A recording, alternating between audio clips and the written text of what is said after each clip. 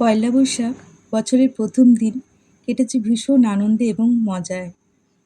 15 বছরের বন্ধুত্ব আমরা সেলিব্রেট করলাম ছোট্ট একটা গেট টুগেদারের মাধ্যমে এক বান্ধবীর বাড়িতে। সকাল থেকেই ছিল আয়োজন, ছিল কচুরি, আলুর দম, মিষ্টি। সকালের ব্রেকফাস্ট যা কিনা শুরু হয়েছিল দুপুর 12টায়।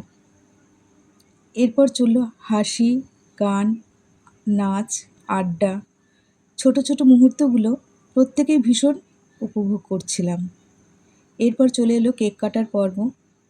কেক কাটা হয়ে গেলে পরে শুরু হয়ে গেল দুপুরের লাঞ্চ, যা কিনা শুরু হলো বিকেল 4টায়। ছিল বিরিয়ানি, কষা মাংস, চিলি পনির এবং শেষ পাতে ছিল পাঁপড়, চাটনি, মিষ্টি। মিষ্টি তো কেউ খেতেই চায়নি। বিরিয়ানির সাথে অবশ্যই ছিল রায়তা, যা কিনা খেতে দারুণ হয়েছিল। খাওয়ার পর্ব মিটে যাওয়ার পরে ছাদে গিয়ে আবার শুরু করলাম আমরা সেই ছেলে মানুষই। এরপর বাড়ি ফিরে এলাম। নার্সারি থেকে ক্লাস 12। নার্সারিতে এই ছোটো ছোটো ছেলেমেয়েদের হাত ধরে আমাদের স্কুলে যাওয়া, সেখান থেকেই মায়েদের বন্ধুত্ব। আজ এরা স্কুলের গণ্ডি পেরিয়ে কলেজের পথে নতুন স্বপ্ন নিয়ে।